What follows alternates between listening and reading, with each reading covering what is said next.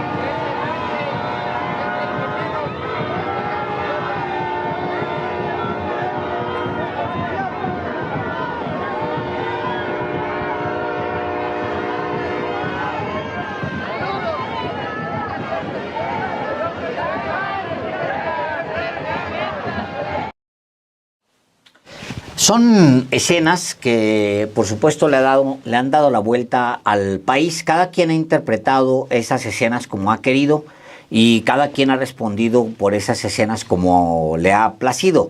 Los participantes de la escena, que no son la presidenta de México, los políticos que están ahí, han ofrecido una disculpa pública a la presidenta de México por haberle dado la espalda. La presidenta no se enganchó con el evento, no. Tampoco estaba en lugar de ella engancharse, decir, no, es que lo que pasa es que, pues, no, un político no se compra ese tipo de cosas, no, de agravios, porque también pues, es parte del asunto no comprárselos. Pero al final se trata de un agravio, así lo veo yo, que tiene distintas interpretaciones, desde la más pesimista, horrible, tremendista, etcétera, que la vamos a encontrar en en gran parte de la prensa, y también, en mi caso al menos, como una advertencia, como una lección. Lo que vimos ahí es una lección. ¿Cómo lo ves tú, señor Delgado?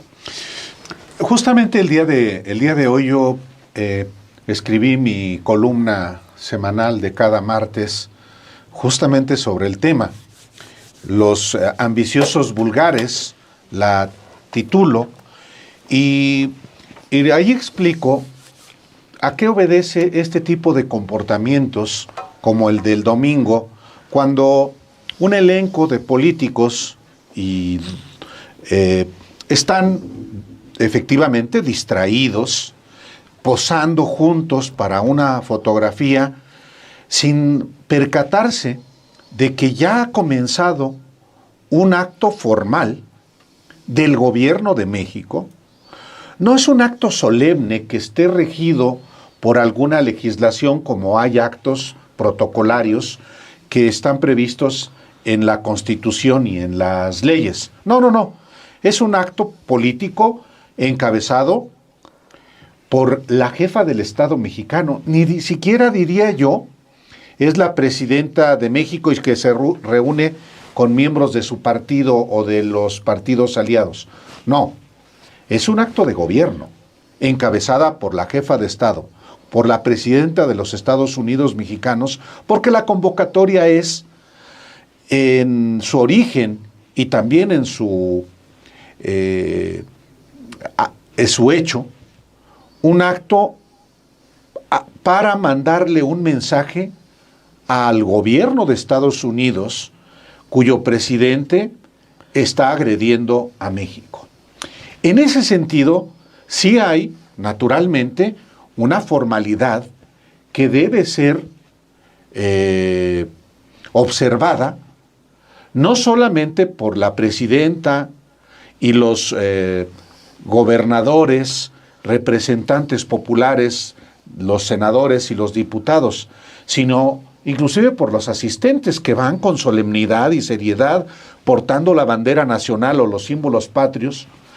Y cuando efectivamente en la chunga o en el desenfado o en la falta de atención, un grupo de políticos se distrae y pues en el relajo posa para la foto, cuando ya la presidenta, cuando ha comenzado, cuando ha dado inicio el acto formal, sí es un hecho político que revela muchas cosas y revela no solamente la falta de atención, revela, creo yo, un apetito político, unas ambiciones políticas de quienes buscan ser candidatos a la presidencia de la República en 2030 o después, y que están en todo su derecho, porque hay que acabar con esa lacra del tapadismo. Pero, en un acto republicano, porque ese acto lo era, hay que tener escrúpulo, hay que tener decencia, hay que tener por lo menos una mínima atención, y eso es lo que a mí me parece que debe ser parte del análisis de lo que aconteció ese día. Bien, yo inicio mi participación también reiterando el saludo al maestro Fabricio Mejía, a su familia, que se recuperen, ya están en camino de recuperación, pero que esto ocurra... De COVID. De COVID post vacunación. Pues sí. Ya suena como enfermedad antigua, ¿no? Sí, COVID. Perdóneme que como una sangría del siglo XVIII. No, como el regreso de la tuberculosis. Es muy raro porque justo estaba viendo, está en la portada de The New York Times, la tuberculosis está de regreso en el mundo, mientras que Estados Unidos cortó vacunas y tratamientos por todo el planeta. O sea, una enfermedad del siglo XIX, ¿no? Que te dé. Así la siento, la enfermedad de Fabricio. Bueno, y hay que... COVID. Bueno, sí, ese es, aparte del saludo al maestro Fabricio, volvemos a la mentalidad de las derechas. Es muy importante siempre señalar que estos movimientos antivacunas que han dado a que en este siglo se recuperen enfermedades que ya creíamos erradicadas, se han dado estos movimientos antivacunas en países del primer mundo. Esto te habla de que muchas veces se piensa, no, es que los antivacunas son gente sin educación, ignorante. No, son gente que ha tenido hasta cierto punto educación universitaria. Lo cual no quita lo ignorante. Exacto. Y es que más que ignorancia, en esta gente hay una especie de, lo denominé alguna vez como narcisismo oscurantista. Esta idea de aferrarse a una creencia solo porque sientes que de ese modo eres el único luchando contra un consenso generalizado. Sí, eso es es así como los que creen en la tierra plana igual vienen de países de primer mundo. Entonces es una parte de las derechas de sentir que ellos son una especie de cruzados en contra de una corriente, si ellos dicen, como la mayoría cree en la tierra redonda, yo para sentirme único y especial voy a creer en tierra plana. Y lo mismo pasa con los antivacunas. Bueno. Agrego un cachito porque funciona. Como había, todavía, ya hay menos, pero todavía por ahí anda alguno, trumpistas hasta los chats, defensores de Trump y de la idea en el chat. Y mexicanos. Y mexicanos, sí, claro, defensores de Trump, así de que, no hombre, que Trump está luchando por las libertades y que, o sea, con una confusión tremenda, y se dicen López Obradoristas, algunos de esos, algunos ya le bajaron, pues, ¿no?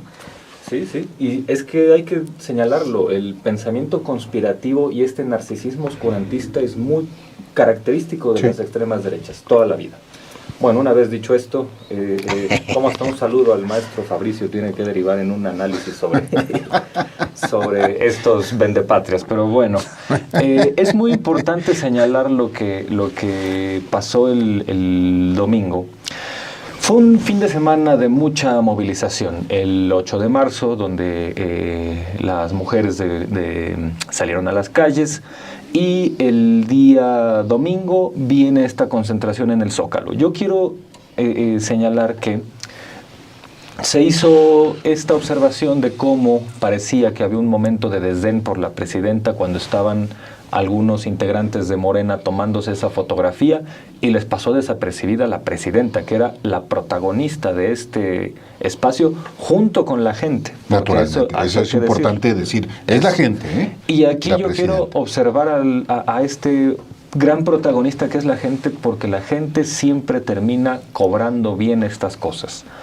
Cuando fue la marcha del silencio del 24 de abril de 2005 contra el desafuero de López Obrador, cuando llegó a la marcha Cuauhtémoc Cárdenas y Porfirio Muñoz Ledo, recibieron el rechazo de la gente que estaba ahí, precisamente por la actitud en ese momento ambivalente del ingeniero Cárdenas. Mezquina.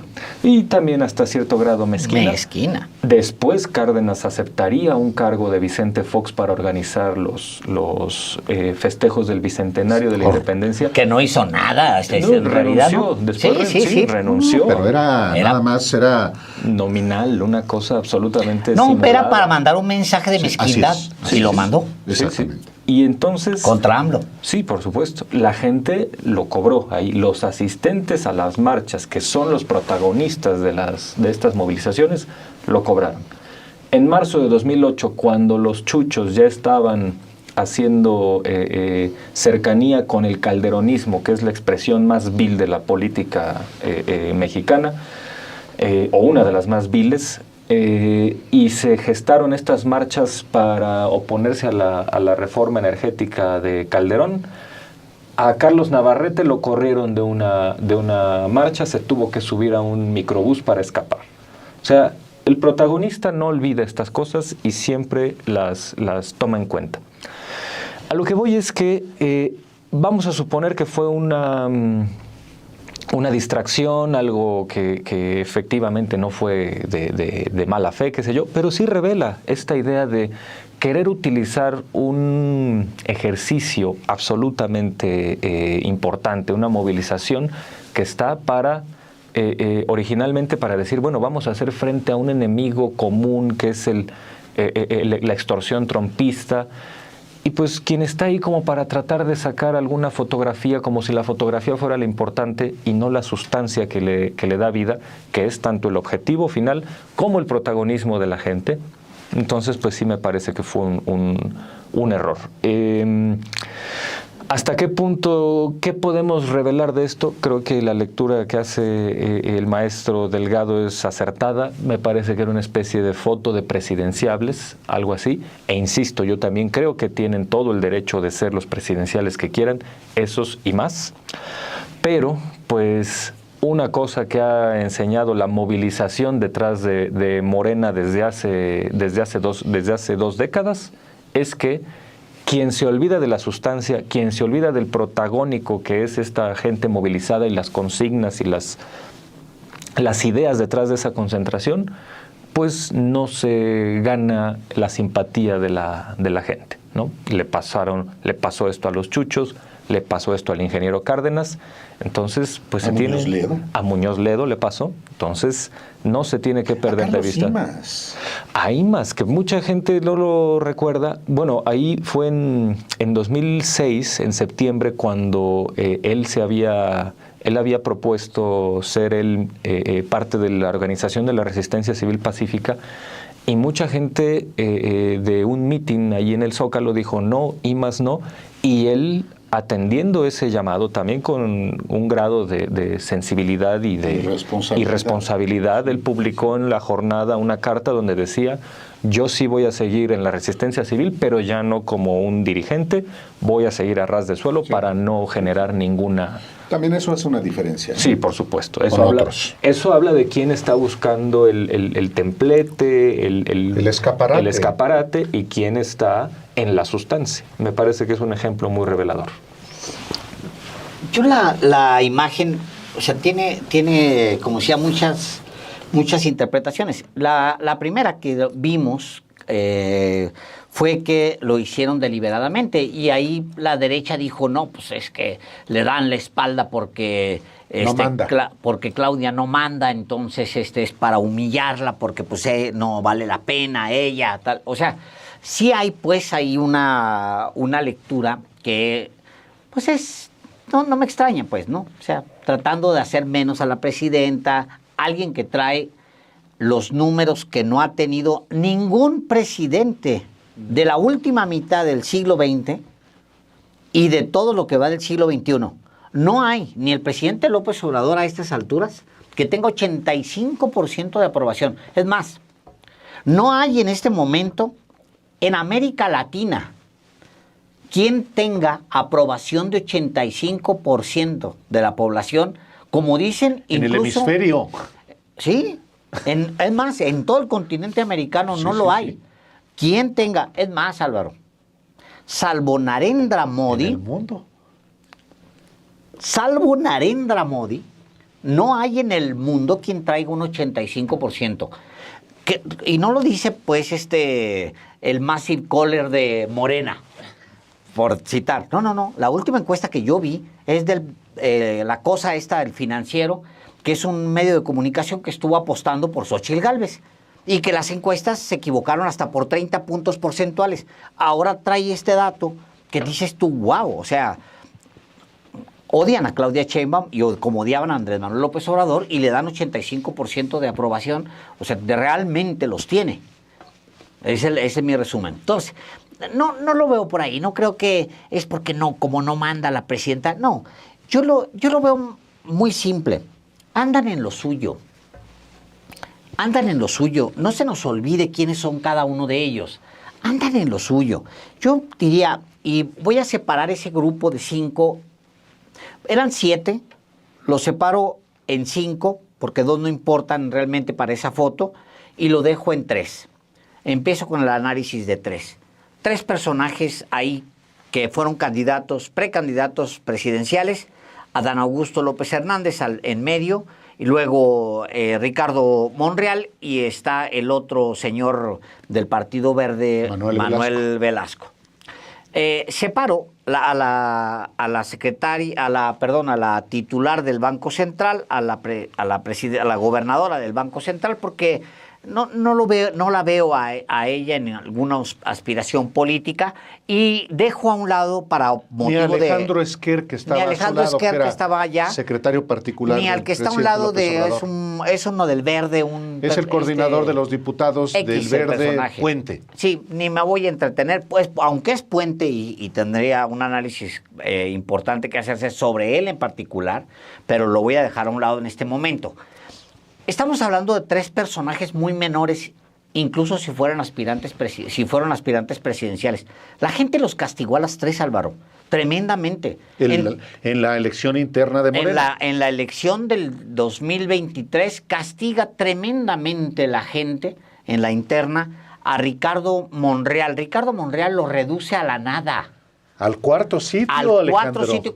Pero la distancia entre él y Claudia Sheinbaum es vergonzosa. O él traía como 5%, no recuerdo bien cómo lo deja la encuesta.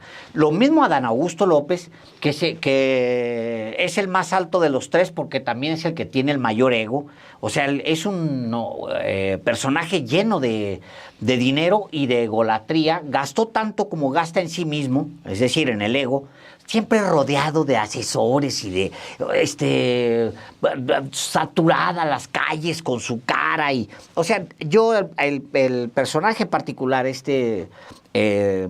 Adán Augusto López Hernández, yo creo que él le debe muchas explicaciones a la militancia morenista y también a los mexicanos de dónde sacó tanto dinero para repartir durante toda su campaña. No le hace que me mande, porque me manda luego bots cuando menciono estas cosas, luego se me satura de mensajitos, ya lo conozco, lo estoy ubicando y siempre confío en el tiempo, porque el tiempo siempre termina ajustando todo.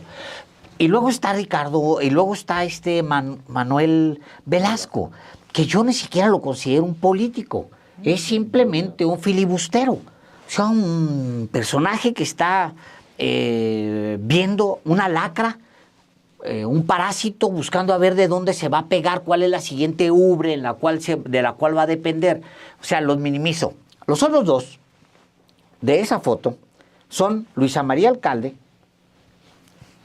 y José Ramón Andrés Manuel López Beltrán. Andrés López Beltrán.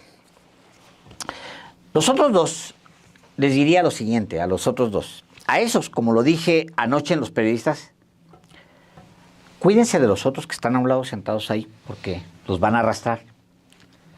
Son exactamente el tipo de personaje que va a operar por lo suyo, por encima de cualquier movimiento.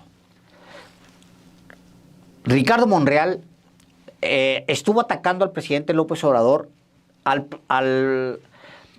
presidente mejor evaluado desde Lázaro Cárdenas, al único presidente de izquierda después de Lázaro Cárdenas. Ricardo Monreal lo estuvo atacando y atacando y atacando y atacando hasta que Andrés Manuel López Obrador en 2021 dijo ya, ahora sí, ya estuvo, no lo vuelvo a recibir. Y lo deja de ver durante un largo periodo hasta que por la unidad del movimiento entonces le pone. Adán Augusto López, ¿qué es? O sea, ¿quién es? ¿Qué tipo de servidor público ha sido? Dejó en llamas Tabasco, para empezar. Y acá renunció a la responsabilidad que le dieron en la Secretaría de Gobernación para ser candidato presidencial. ¿Quién es Adán Augusto López? ¿Dónde están sus credenciales? ¿Qué ha logrado? Aparte de llevarle alacranes a la presidenta de México para que se tome las fotos con ellos. ¿Quién es? Entonces, yo digo, andan en lo suyo. Y tan andan en lo suyo que no se dan cuenta que hay un evento corriendo en donde la presidenta de México está agradeciéndole a los mexicanos por el apoyo. La oposición anda en lo suyo. La oposición política, la oposición económica, la oposición mediática, la rabia. Ese día, mientras la presidenta Claudia Sheinbaum concentraba millones en el Zócalo, en el PAN se desarrollaba, y menciono el dato porque es el principal partido de oposición, el PAN. En el PAN se realizaba una reunión del Consejo Nacional, su máximo órgano de dirección, para saber cómo salir de la tremenda crisis y del estado moribundo en el que se encuentra el PAN. El dato es relevante no, insisto, por el PAN mismo, sino porque refleja el estado de necesidad de la oposición.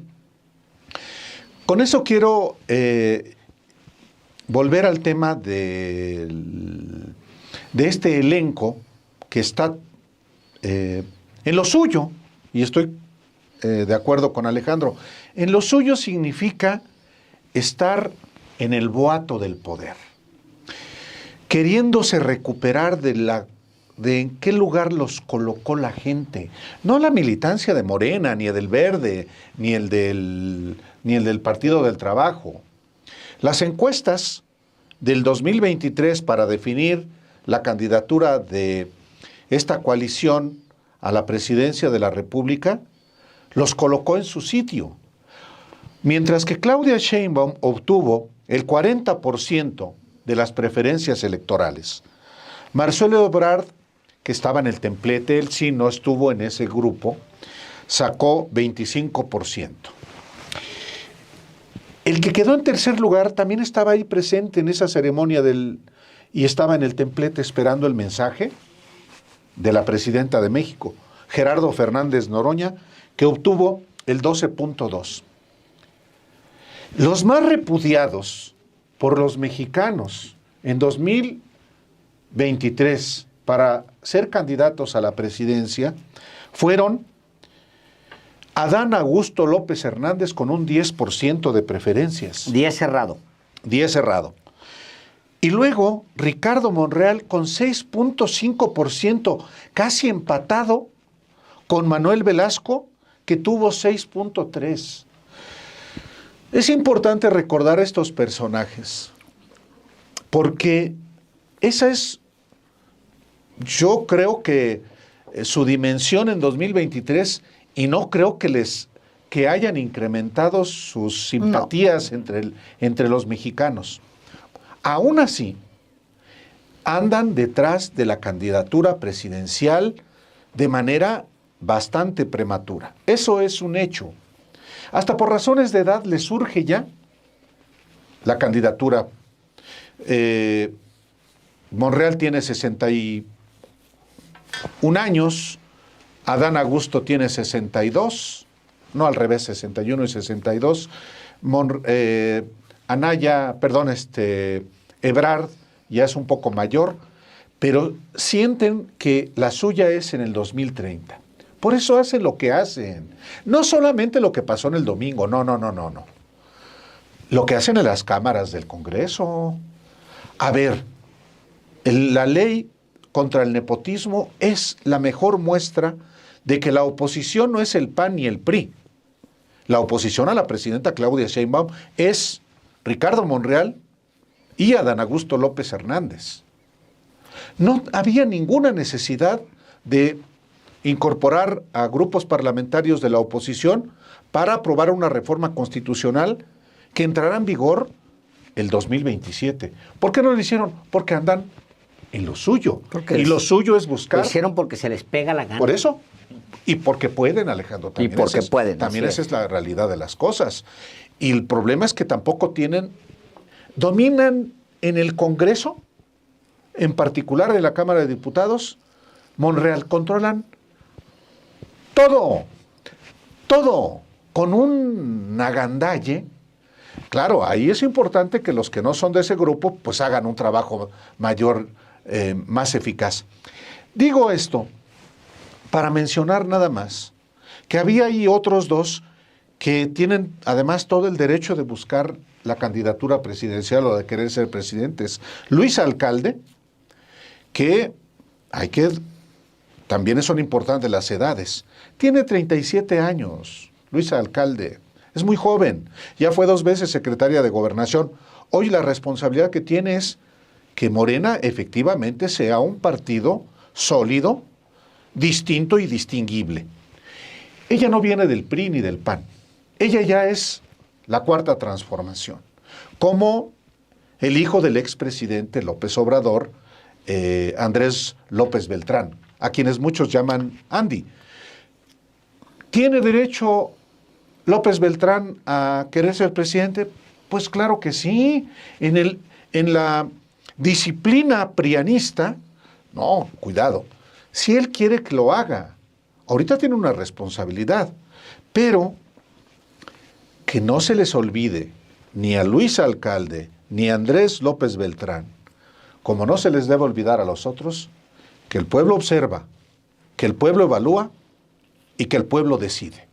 Y detesta a los ambiciosos vulgares.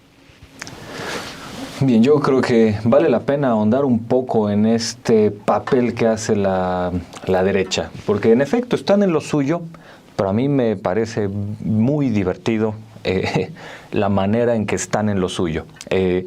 Haber hecho, desde luego que amerita un análisis este episodio que ocurrió ahí, pues en este momento lo estamos haciendo.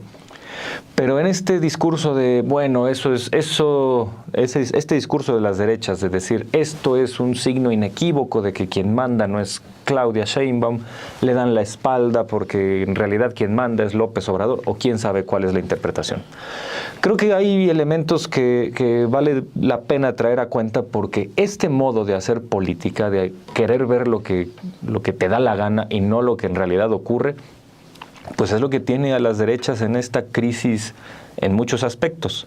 Cuando fue la marcha, la última marcha de la Marea Rosa en 2024, pues yo fui ahí a hacer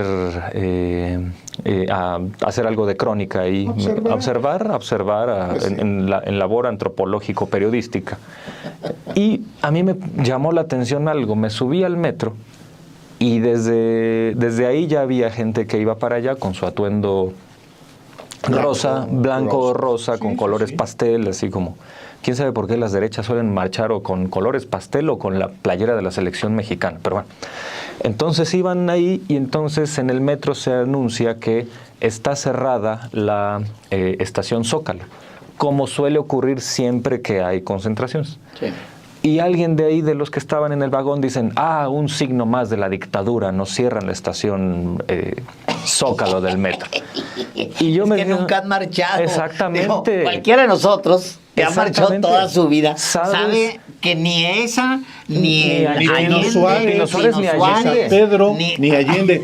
El domingo... el domingo estuvieron cerradas esas tres. Digo, entonces, triple dictadura, entonces. La triple dictadura, porque... Cuádruple, porque también... No marchan, hombre.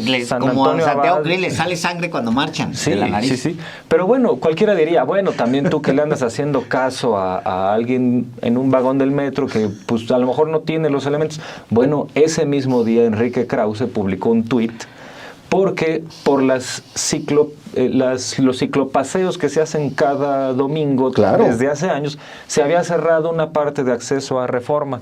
Y Krause dijo, otro gesto del autoritarismo, nos cierran Reforma porque nos quieren... Dices, bueno, es el mismito nivel de análisis de esta gente sin mayor competencia política que la de los intelectuales liberales. No conocen no conocen nada. No solamente el país, la Ciudad de México. Sí, no conocen nada, no saben nada, pues. Y ahora vámonos de nuevo a otros signos, ¿no? Como cuando decían, ¿cuál es el gran elemento empírico para asegurar que Claudia Sheinbaum es una imposición de López Obrador? Una foto donde salen sonrientes y López Obrador como que señalándola. Entonces, bueno, entonces ya la encuesta no importa, la aceptación de Claudia Sheinbaum real dentro de Morena no importa, lo que importa es una foto reduccionista y absurda. Y cuando le preguntaban a la gente, a estos pseudoanalistas, oye, ¿cuál es tu argumento para decir que Xóchitl Gálvez va arriba en las encuestas? Pues que López está nervioso. Dices, bueno, esto no es banal. Es la manera en que ya se acostumbraron a analizar, a interpretar las cosas.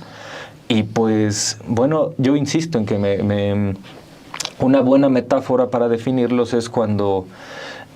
quizá algunos recuerden, en 2007 hubo un partido de fútbol entre Veracruz y Pumas, los Pumas dirigidos por Tuca Ferretti, y Pumas terminó ganando 8-0 al Veracruz. Y al minuto ya 40 y tantos del segundo tiempo, cuando yo iba a acabar el partido y Pumas estaba aplastando al Veracruz, Tuca Ferretti, en lugar de seguir regañando a sus jugadores, estaba ya tan indignado con el desempeño del rival que mejor empezó a regañar al Veracruz, ¿no? a los rivales. Imagínense que alguien hubiera dicho, miren, Tuca está nervioso, sabe que va a perder. Dices, bueno, ¿qué barbaridad es esto? Minuto 85 del partido, ya va a acabar, Pumas va goleando 8-0, y solo porque Tuca Ferretti hace una de sus clásicas... enojos y regaños, entonces está nervioso y sabe que va a perder. Esa es más o menos la lógica con la que esta derecha en crisis viene interpretando las cosas, esta semiótica del fracaso, o sea, interpretar las cosas así de manera tan burda. Y bueno, esto fue lo que hicieron de nuevo con esta imagen de a Claudia Sheinbaum le dan la espalda porque quien realmente manda es López Obrador. Yo creo que ya tienen que cejar esta manera de ver las cosas, porque nos produce mucho humor, es muy gracioso aquí, pero habla de que la oposición está en una crisis tremenda y que la oposición real está en estos personajes que no han entendido el papel que deberían jugar en un movimiento como Morena, que ya les debió haber quedado claro en 2023 que la gente que conforma ese movimiento cobra las cosas. No se olvida de que Monreal hizo las cosas que hizo y por eso lo mandó al lugar que lo mandó. Ahí se está gestando la verdadera oposición al proyecto de la Cuarta Transformación. Y pues estas malas compañías que no aparecen en la foto están también ahí, que son los Murat, los Rubalcaba, los Erubiel Ávila, en fin. Todos estos son los que sí pueden gestar una oposición, no de forma quizá, porque ellos van a seguir militando o van a seguir cercanos a Morena y cercanos al movimiento y se van a decir parte de la Cuarta Transformación, pero en el fondo pues sí representan estas prácticas con las que ya no hay que contar en la vida pública mexicana. Entonces creo que sí hay que mantener esta tesis a la gente que es el gran protagónico en este momento. No se le olvidan estas cosas. Y pues la encuesta de 2023 y los resultados de 2024 así lo ponen de manifiesto. ¿Por qué seguir haciendo las mismas cosas si ya demostraron no dar resultados? Es un mensaje que va tanto para la oposición como para, la oposición formal del PRIAN, como para estos personajes que creen que pueden seguir haciendo estas prácticas caducas en un partido que ya demostró que su gente no necesariamente se va por esas inercias. Yo no sé si llamarle oposición a estos personajes al interior de la 4T. No los puedo meter a ese carril. Se me dificulta mucho. Yo creo que todo lo contrario, son parte de la 4T y están ahí para beneficio propio, pero van a terminar pudriendo a la 4T, si los dejan, por supuesto. Es decir, no sé si actúan como oposición. Sí actuaron en algún momento moviéndole a la presidenta la fecha de la aplicación de lo del nepotismo, porque todos los que estaban ahí, al final son producto del nepotismo. O sea, todos los que estaban en esa foto se benefician del nepotismo. Ni nos hagamos locos. No solamente en Monreal. Al final, los alcaldes tienen una presencia tremenda como familia también. O sea, si es una familia del poder y el hijo del presidente López Obrador es el hijo del presidente López Obrador. ¿Tiene derechos legítimos tanto Luisa como él? Sí. Todos tienen derechos legítimos. Nada más que el nepotismo tiene consecuencias. Y eso es lo que está advirtiendo la presidenta. Lo que la presidenta advierte es que el nepotismo tiene consecuencias. Se pierde la confianza. Yo pongo como ejemplo lo de Zacatecas. Zacatecas no está bien. Zacatecas se gobierna por la movilización, el control que tiene territorial los Monreal, pero por eso es que mantiene la gobernabilidad, pero la sociedad zacatecana no está feliz con los Monreal. Y ahí están los niveles de aprobación del gobernador Monreal, y ahí están los niveles de aceptación que tiene el mismo Ricardo Monreal. O sea, no son... De ahí que me opongo o soy cauteloso a la hora de meter a Monreal, alcalde, incluso a Erubiel, a Rubalcaba, en una especie como de oposición. ¿Oposición a qué? No, ya son parte. Ya están integrados dentro de la 4T. ¿Van a podrir a la 4T? Sí, eso es otra cosa. Y además, vean ustedes cómo han crecido esas figuras, que son las figuras más cuestionables de la 4T. O sea, no se nos olvide que hay un gobernador en San Luis Potosí que es uno de los beneficiarios de aplazar lo de la iniciativa de la presidenta sobre el nepotismo.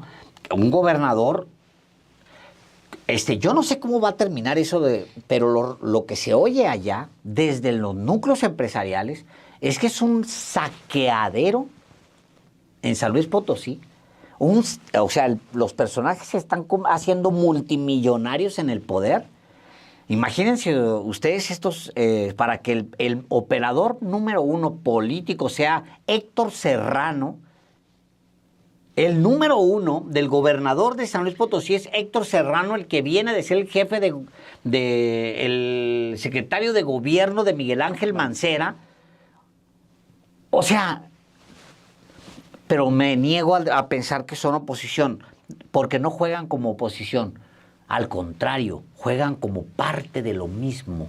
Velos nada más cómo tienen embelesado, cómo son buenos, hábiles para colarse. Yo me regreso a los clásicos. El presidente López Obrador tenía una manera muy puntual de llamarle a esta gente. Y hoy lo escribe Álvaro en su columna. Son ambiciosos vulgares. Ahí está el tema. Cuando había interés de Ricardo Monreal de ya ser candidato presidencial, cuando Andrés Manuel López Obrador llevaba un año en el poder, volteó a verlos y les dijo ambiciosos vulgares. Y el éxito siempre de un líder, siempre, y voy a remitirme a López Obrador, pero hasta me remito a Jesús, si ustedes quieren, es cuando con toda la autoridad moral se para dentro del atrio de la iglesia y les dice, saca el látigo y fariseos hipócritas, vámonos a la calle. Digo, ahí está, pues en uno de los grandes operadores políticos de todos los tiempos, que es Jesús, el mismísimo Jesús, entra al atrio y dice, saquen de la iglesia estos vendedores y para afuera. Y los agarra a latigazos. El presidente López Obrador lo hace a su manera. Dice, ambiciosos vulgares que están buscando ya desde ahorita ser candidatos a quién sabe qué. Y entonces él recupera la idea que es tan poderosa de pueblo, pueblo, pueblo. Váyanse a las calles, váyanse a los pueblos, entren, toquen puertas, déjense de estar haciendo esta grilla de élite arriba tomándose la selfie. No puede ser posible.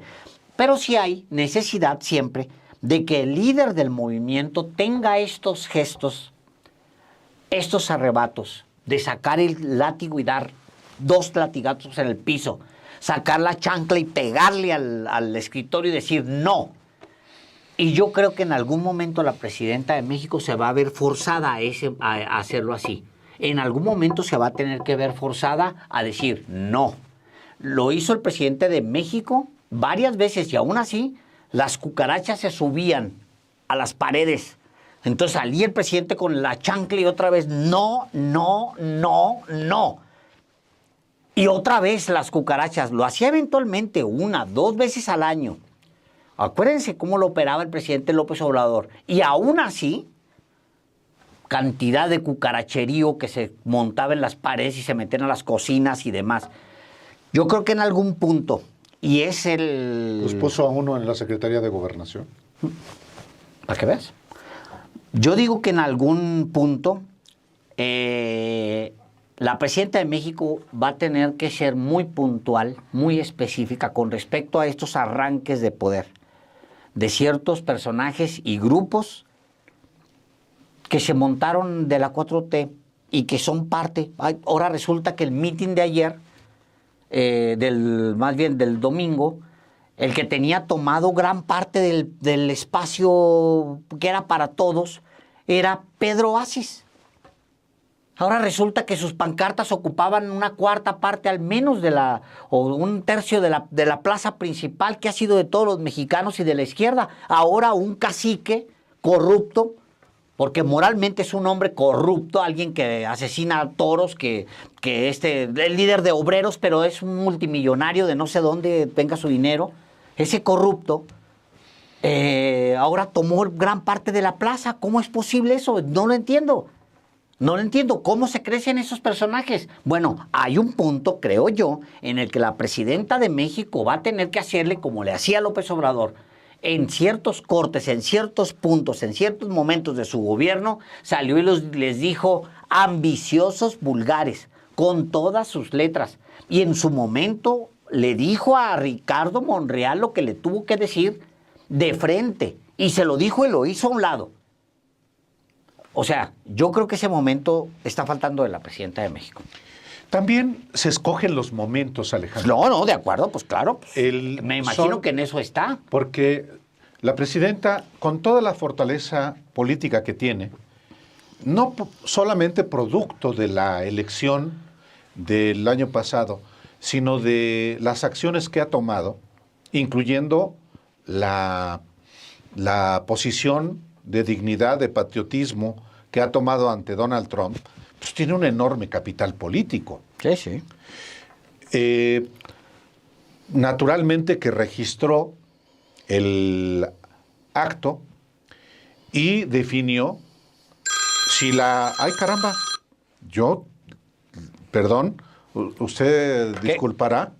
Qué bueno que le sonó a él mientras estaba hablando.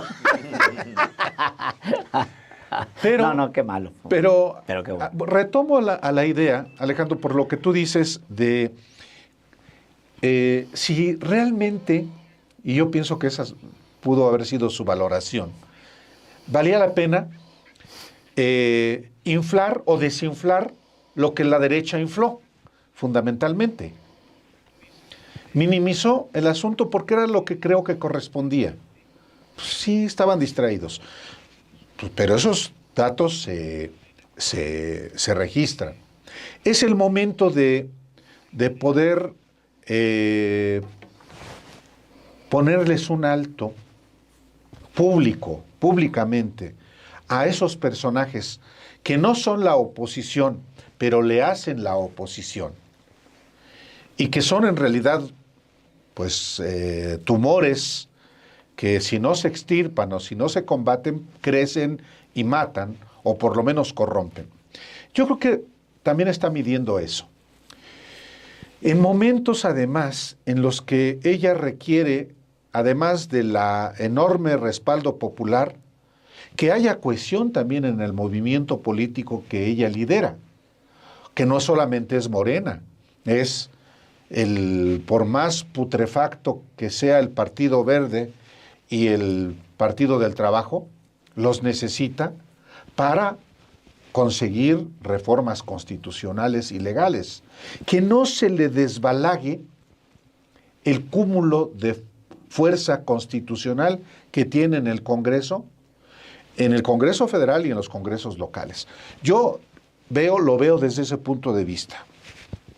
Y pienso también que la presidenta está apostándole a usted que nos ve, a usted que nos escucha, porque usted, que nos ve y que nos escucha, registra todo.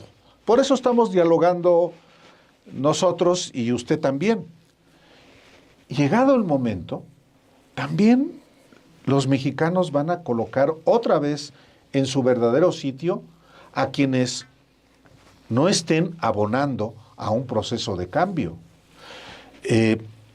Hay que recordar también que pues esto es parte de la función pública y del ejercicio de la política. A eso obedeció el arreglo político que propuso López Obrador cuando dijo, a ver, pues si quien gane la encuesta es candidato o candidata, pero los que no ganaron la candidatura van a tener posiciones. ¿En qué lógica? Pues en la lógica de ganar como ganaron en el 2024 los partidos coaligados y los liderazgos que hubo. En ese sentido creo que hay un ejercicio de la política y que hoy no es el momento para la presidenta, no para nosotros que analizamos las circunstancias, de mantener cautela, de no generar más situaciones inconvenientes, pero de que registra ese tipo de comportamientos indiscutiblemente. Que una vez más, insisto, los que registran todos ese tipo de comportamientos son los mexicanos, que son los que tienen la última palabra. Sí, creo que eso es un elemento que se tiene que resaltar hasta el cansancio, porque no es ni un gesto de demagogia, no es ni un gesto de superficialidad, no. O sea, estamos viviendo un momento en donde este actor está volviéndose más protagónico, que es la gente, ¿no? La posibilidad de incidir, la manera en que se toman decisiones en Morena, que es a través de encuestas, pues hay un arrastre ahí para que esta entidad se vuelva protagónica. Yo creo que hay que recordar lo siguiente: un buen líder no es el que dice qué hacer, o el que hace bien las intrigas palaciegas, o el que se lleva bien con los de arriba. Aquí retomo un pensamiento que dijo alguna vez un profesor, Carlos Castaño, que decía que el de López Obrador era un liderazgo democrático porque López Obrador seguía a sus seguidores. Es decir, poner atención a esta parte es lo que le daba esa poderosa frase. Sí, López Obrador sigue a sus seguidores. Eso fue como Carlos Castaño lo definió alguna vez. Y me parece que Claudia Sheinbaum ha entendido esa parte. Sí. Lo que ocurrió el domingo fue este contacto de el protagónico que fue esta gente congregada en el Zócalo. Los números que tuvieron es Adán Augusto López Hernández, Ricardo Monreal, Manuel Velasco, que oscilaban entre el 10%, 6.5%, 6.3% en esa encuesta presidencial de septiembre de 2023, creo que debería revelarles cuál es el papel que tendrían que aprender a jugar.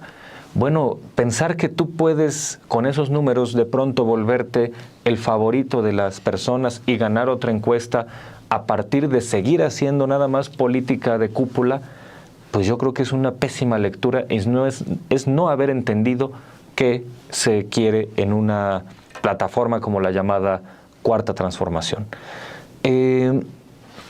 Podrán decir algunos, podrá decir Monreal que él es un operador eficaz en el Congreso. Bueno, ¿a qué costo? Al costo de llevar relaciones que después le hicieron perder prestigio ante el movimiento.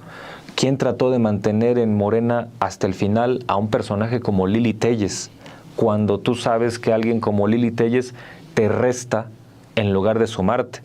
Porque desde dentro de Morena ella estaba ya fungiendo como alguien que exponía los peores valores de la política mexicana, ¿no? Esta derecha conspirativa de la que hablábamos al inicio es lo que representa esta señora. ¿Qué te añade? ¿Qué te suma tenerla ahí? Bueno, entonces estoy de acuerdo en esta tesis cuando me refería que no son la oposición, sino que sí son gente que se ha sumado oportunistamente a Morena. Pensaba yo más en la lógica de que son oposición a los valores democráticos que han construido la génesis de la llamada Cuarta Transformación. No hay movimientos políticos, ideológicos, sociales que sean pulcros. Todos los barcos siempre tienen lastre, siempre. Pero pues ya es momento de que se sepa de qué modo Morena va a empezar a tramitar estas contradicciones para que ese lastre pues se quede ahí como lastre y que si lo van a ocupar para algo, lo ocupen para algo, pero no se conviertan en capitanes del barco. Entonces, pues bueno, fue un domingo donde pues este llamado a la unidad ante una amenaza externa de una figura formidablemente poderosa, terrible y lamentable, pero muy poderosa como la de Donald Trump, pues bueno, esto que debió haber quedado como una parte histórica, se diluyó un poco porque, bueno, se empieza a vislumbrar este tipo de actitudes que, insisto, esta fotografía es un signo nada más, es un momento, pero sí es un momento revelador y bueno, es momento de que se empiece a pensar en la siguiente carrera presidencial ya en otros términos, ya no en los términos del viejo régimen, que en el tapado, que en pensar que hacer relaciones públicas es tu manera de crecer. No, la manera de crecer tiene que fijarse en atender a la ciudadanía, escuchar, ir a los pueblos, ir a hacer política a ras de tierra, porque ya quien vive a ras de tierra ya no es un marginal relegado, ya es parte de la conversación pública y de la vida política mexicana. Cierro con esta idea. Yo creo que es deliberado acelerar los tiempos y estar hablando de precandidatos presidenciales. O sea, me parece a mí que es una manera también de debilitar incluso a la misma presidenta de México, algo que el presidente lo tenía muy claramente medido, porque pues si estás hablando ya de buscar a ver quién va a ser, ya estás planteando una carrera presidencial, yo creo que estos personajes están tratando de acelerar a costa de la misma presidenta de México un proceso que se tiene que dar en el último tramo y con condiciones muy claras. Siento también, yo diría, son como este piojo que le sale a la, bueno, sí se le llama, perdón, a la ballena, que va cubriendo la ballena completa, es el parásito no es incómodo, no incomoda, no trata de matar al huésped, ¿no? Intenta al contrario, es salamero o sea, la presidenta se tiene que cuidar porque el parásito es eso. Al final de cuentas, la manera en que sobreviven estos seres parasitarios es adulando a la presidenta, llevándole globos que dicen CATEM, llevándole flores, y ahí viene la presidenta, por favor, y tal.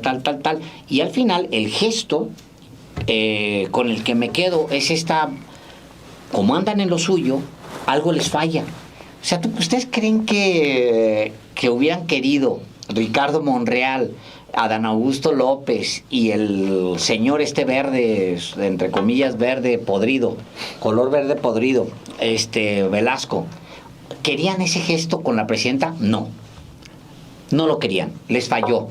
¿Y por qué les falló? Porque se descuidaron, porque andan en lo suyo, porque andaban en lo suyo, siempre andan en lo suyo y algo les falla. No querían, por supuesto, darle la espalda a la presidenta de México. Pues, ¿qué están locos?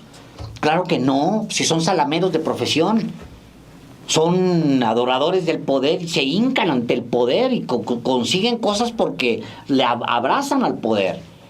Y son barberos, por esencia barberos, en el mejor de los castellanos, ¿no? Entonces, claro que les salió mal el evento porque andan en lo suyo. Y yo creo que la gran advertencia es: son parásitos, les gusta el poder y andan ahí, les falló, se dieron la espalda cuando no debieron haberles fallado, haber dado la espalda, les falló, pero también los exhibe. Es muy importante esto que dices, Alejandro, porque claro, ¿a poco les gustó las consecuencias de esa distracción? ¿Fue un acto deliberado? Vamos a darle la espalda a la presidenta. No, claro que no. Por supuesto que no. Tampoco son imbéciles, porque son la cremenata astutos. Son astutos. Y la astucia se aproxima a la inteligencia, no lo es, pero se aproxima. Son astutos, son taimados. Les sale mal. Su respuesta en las redes sociales es justamente, hijo, qué tontería cosa hicimos. ¿Cómo fue posible que haya pasado esto? Claro. ¿Sí? Porque ¿sí? andan en lo suyo. Los traiciona el subconsciente. Claro. Ahora, dentro de lo malo, lo bueno es eso. Exacto, sí. Lo bueno es eso, que se exhiben, que es lo que yo decía también en mi columna, una alerta roja en Morena sobre estos comportamientos y prácticas que en efecto pudren, corrompen, descomponen cualquier proceso de cambio auténtico. Y bueno, pues nos tiene analizando esto, que es importante analizarlo, porque la gente, una vez más, lo digo, observa, evalúa y decide. Por eso es importante hablar de eso. Pueblo, decía el presidente López Obrador. Pues sí. Así es. Y decían, no, es que es un populista. Sí, porque los que dicen eso no creen en el pueblo. Sí, no creen en el pueblo. Pues no, lo repugnan. La gente manda pues siempre. Son los que dicen que le cierran, que es una dictadura cuando le cierran la estación del metro Zócalo, pero siempre se cierra, señal de que nunca han marchado. Y dos, que hay un paseo ciclista que tiene años los domingos y le cierran solamente porque Krause no sale de su covacha.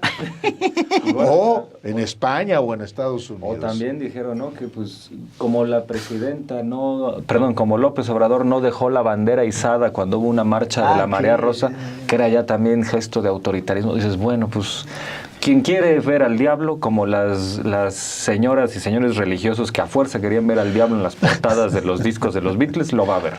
Quien quiera ver al diablo en estas tonterías, pues lo va a ver también. Ahí está. Ese es el asunto. Gracias a todos. Muchísimas gracias. Hasta el próximo martes.